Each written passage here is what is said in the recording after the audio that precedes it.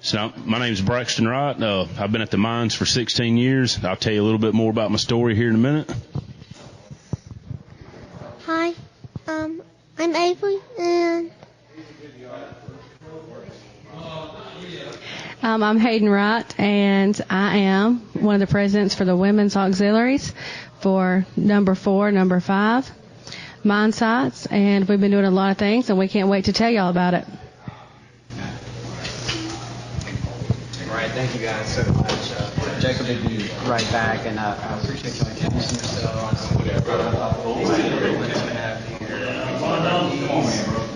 Yes. You got your yes, hands? we How old are they? She's 6, and she's 6 months. Yes. Yes, we have a spread. I'm a 5-year-old daughter myself, so I've been there, about to be there. I'm waiting on Jacob because I don't want to be careful how you got into mine. And I also want to know about auxiliary because there's probably some people listening right now. What does that mean? So I'll let Jacob kind of talk to you more in detail about how you got into the mines. But if you don't mind, maybe take that off the top. What is auxiliary? Well, number 7 Hall has had, which is number 2397, Miss Evelyn Berryhill is their president for their auxiliary. They've been around for 31 years. At number 4, we just started up during the strike. We are currently doing the strike pantry for the miners. We have several big things planned on top of that with back to school, helping with Christmas things, because we're in this for the long haul. And we know that all these guys need help, so we want to make sure that we're doing everything we can to support them. Currently, we're doing pickups for donations. We're making bags. We're going out and bringing things to the line when they need it. So we're really active. We're spending most of the wives that are participating in the auxiliary. You're talking about 12, 15 hours a week of time that they're taking out just to be here to help support the guys. Yeah, and that's time that may otherwise be spent at home taking care of chores at the house. Right. Or, working their home jobs. And I think that speaks to the family that a union is and should be. It is an extended family. That's what it sounds like. Right. And we bring our kids all play together, so that's great. At the rallies, our kids go and play. We all sit together. We enjoy the rallies. We all come out and support that. And a lot of us do work full time. I personally, I'm a teacher, so just for yes, I see. Yes. So like yesterday, finished up at work. We went and did a pickup for the pantry. We met back at the hall. We did bags and a bag pickup last night. Finished up around 8 o'clock. We were back out here this morning seeing what we could do to help.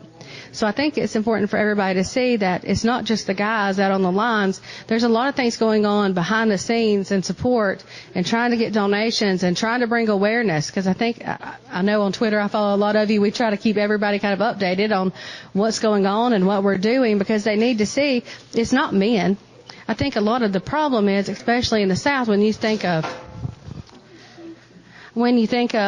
a union, you're just thinking about a bunch of men that are kind of rough, that you're out there on strike and you're going to try to fight the company. Well, yeah, that's a part of it. We're in a fight with Warrior Met. There's no mistake about it. They're not going to give us anything. We've got to earn it. We have to try to take that back. And that's what the union is going to let us do. But the union guys behind them, they have families. There's a lot of people that have young kids. We have several members right now that are expecting. And that's a scary thing to be having a new baby when your insurance has changed over and you're trying to take care of that, when you don't know when you're going to be getting a paycheck. And these guys are still out here fighting, so we need to make sure that the wives and their families are being supported too. So that's the big thing, is we want people to see my kids have been out on the line. Because I've seen some comments on Facebook like, oh, I can't believe they'd have kids at the rally. I can't believe they have kids out on the line. I'm like, we're a family. I trust. Yes, it is. Because this is living history, because what happens here at Warrior Met, all the unions, when their contracts come up, do you think they're not going to pull this one up and say, well, this is what they got away with here? So that's what we need people to see, is that what we do here and how we take a stand is setting a standard. We want you to see our kids on the line. And number 5, if he was going to go and take my kids, those men would not let anything happen to my babies. At the rallies, those men, nothing's going to happen to my kids. Our kids run around and play. I'm not worried at all about my kids being at a rally. And the community needs to know that too. That if they want to come out and see us, if they want to come out and bring their kids, hey, they'll go play. We have been peaceful up to this point. We've done everything that we're supposed to do. It's been Warrior Met that hasn't been playing fair, that hasn't been being peaceful. He's going to go get her a bottle. Well, thank you so much for that, because there is a community. Right. You know, we use that word to refer to a location. Right. But it's more than that. It's a real deep connection between people that we've witnessed since we've been here, just since yesterday morning.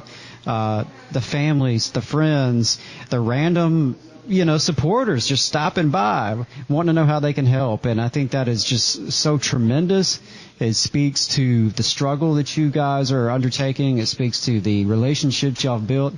And it's what we need to see more of here in Alabama, to know that your struggle impacts everyone else. Right. Here in this community and across this state. And as you said, it's going to set a precedent for all these other upcoming fights, whether specifically with the coal miners, but you know what, with other contracts too, and other industries too, because as you guys rise or as you guys fall, that either it drags up or drags down other workers and other industries right here in this area. Right, and that's why I was so glad with some of the shows that y'all did yesterday, because I know when I've worn some of my no contract, no coal shirts, my UMWA shirts to work, because I leave straight from work a lot of times. A lot of my high schoolers, they didn't even know what a union was. Mm-hmm. Did you hear me talk about that yesterday? Yes, I was listening. We were listening. We were at the pantry. They had no idea. And then they knew what a strike was or what a picket line was. I had no idea. When I was 18 years old. When I was 18 years old, coming out of high school, I had no idea what a picket line was, what a union was, anything about it. Yeah, and see, most of our kids in this area, they're wanting to go into trade jobs. Well, if we're not teaching them at some point what a union is and what that can do for them, what's it going to be like in 20 years when I have all these students out in the workforce and they have a boss that decides, hey, we're not going to pay you $18 an hour anymore, we're going to pay you $12. If they don't have any backing, that they don't know that they could have unionized, that they could organize, why they need to join a union. And Jacob Morrison. All right, folks, welcome back to the Valley Labor Report. I'm basically doing live sound checks as I'm talking.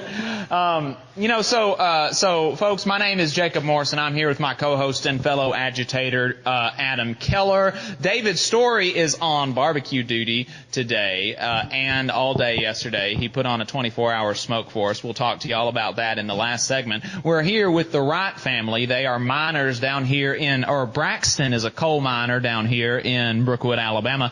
Hayden is, the auxiliary president for one of the locals down here.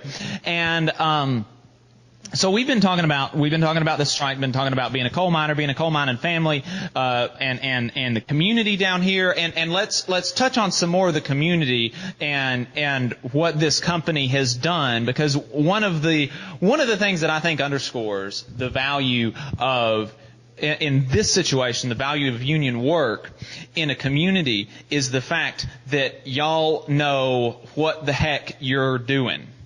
Braxton, you and your brothers and sisters down in the mines, y'all know what you're doing.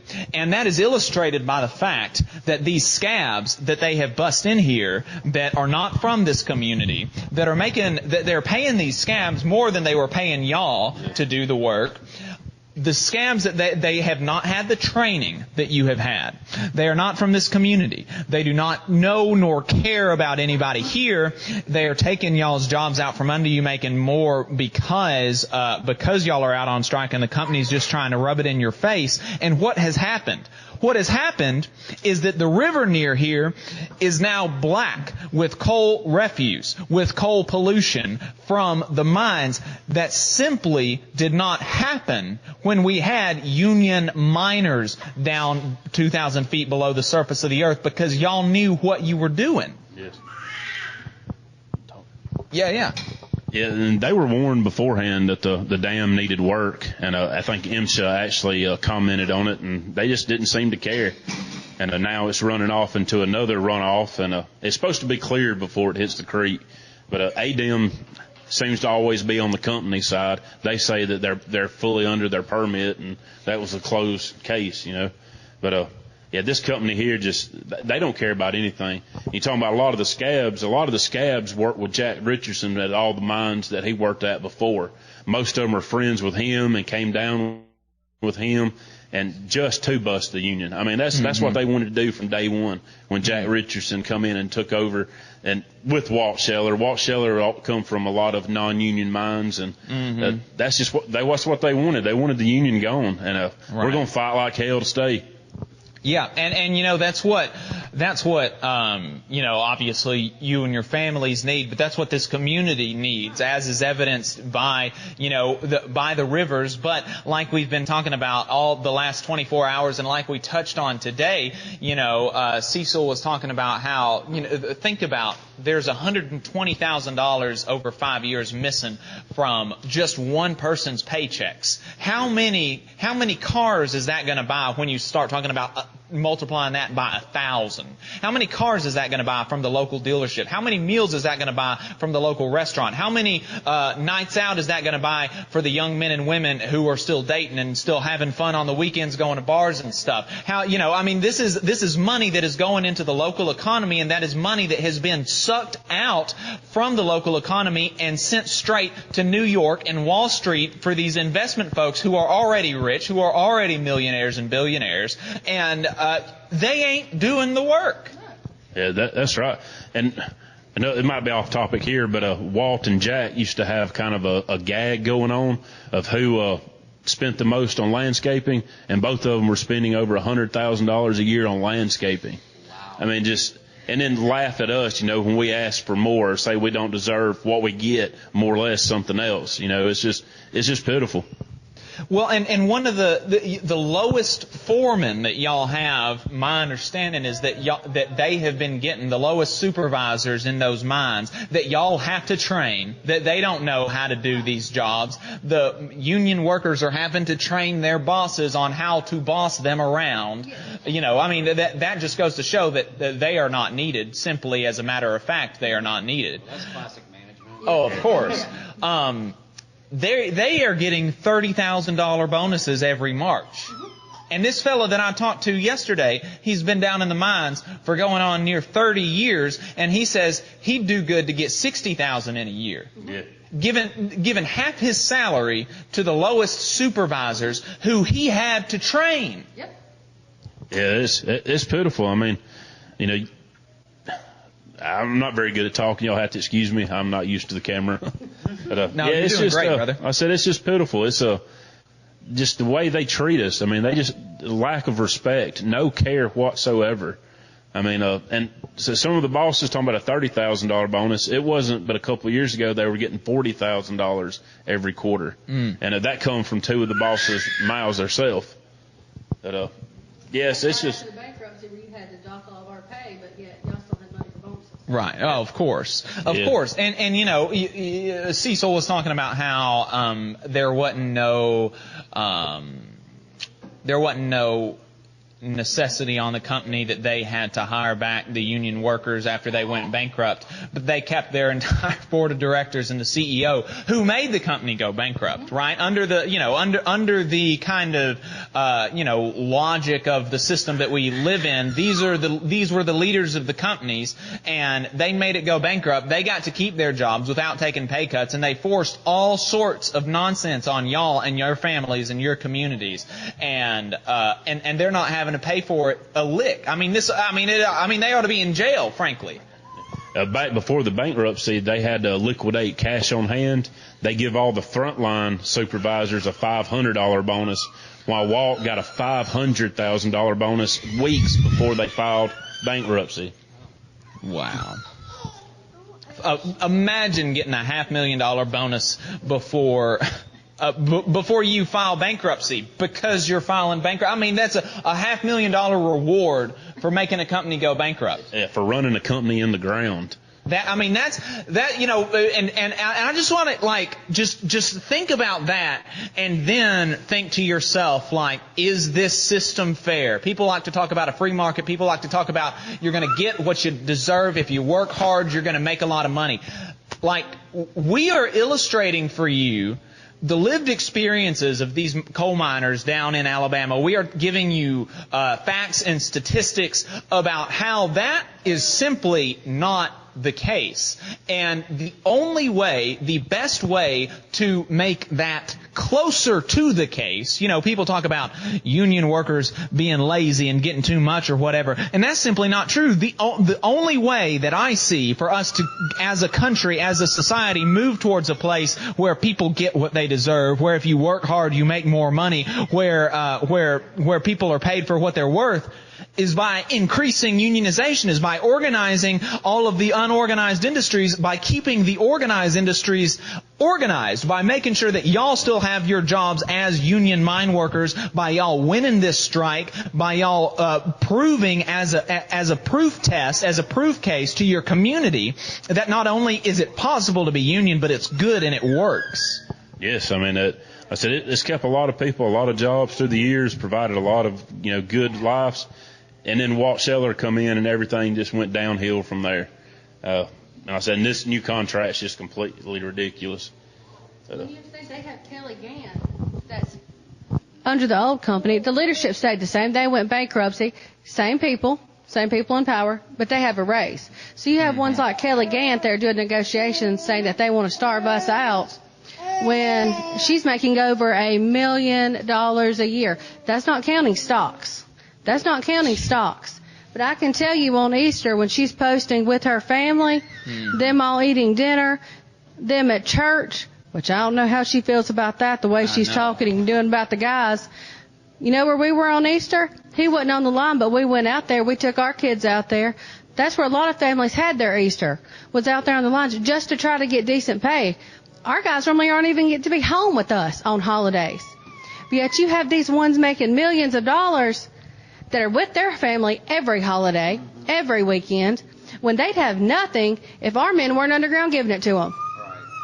So that is one thing that you're talking about, somebody making millions of dollars that's talking to our guys in the negotiations like they have nothing. But what she needs to realize is that she wouldn't have a job if these guys hadn't built this company. That's right. That's exactly right. I mean, that's,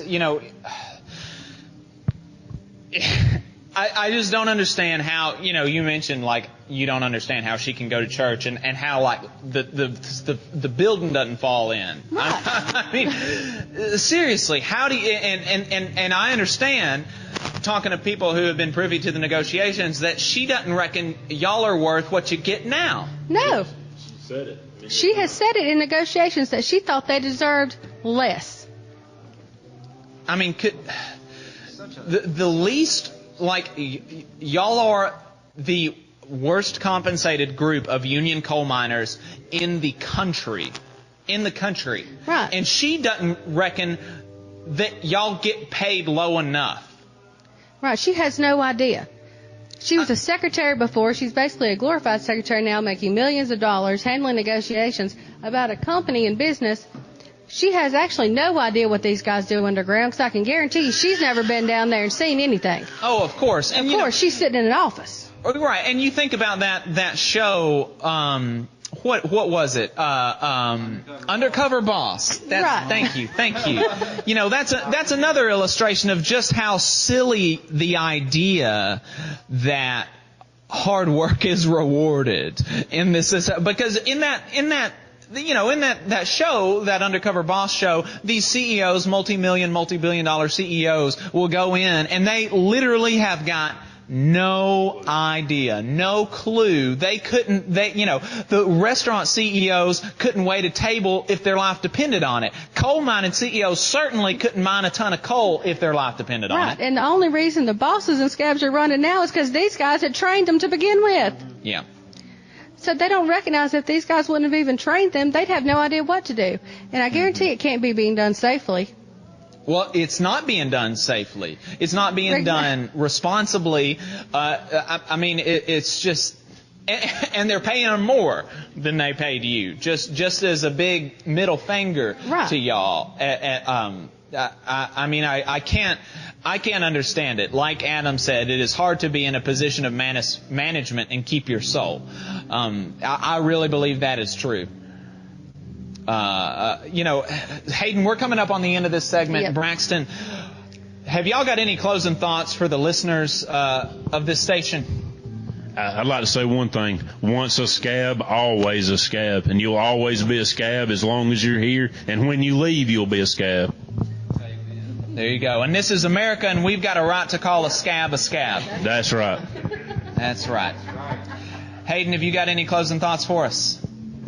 I just want everybody to know that we could really use everyone's support. We appreciate what everyone is doing, getting the word out. Local media's pretty much been silenced. We all know why and how that happened. Mm-hmm. So we're depending on everyone to come together, share it on social media. If you can't donate, that's fine. Come by and give us a honk if you're local. The guys on the line, they'd love to see people honk and wave. And we're going to be here fighting one day longer, and we're going to make Warrior Met be the company that they ought to be, because we're going to fight for it, and we're ready to be here for the long haul. Hayden, thank you very much. I appreciate it. So, folks, you are listening to the Valley Labor Report's Marathon Mine Worker Strike fundraising stream. Just an update on the fundraiser. We are sitting at $55,000, almost $800. $55,000, almost $800. So we only need about $200 more until we get to $56,000. Only $200 more till we get to $56,000. So how do you donate? You go to the valleylaborreport.org. You go to our sections tab, and you go to mutual aid, and you'll be able to find a PayPal link to be able to donate, and that's going to help these folks stay out on the picket line for as long as they need to.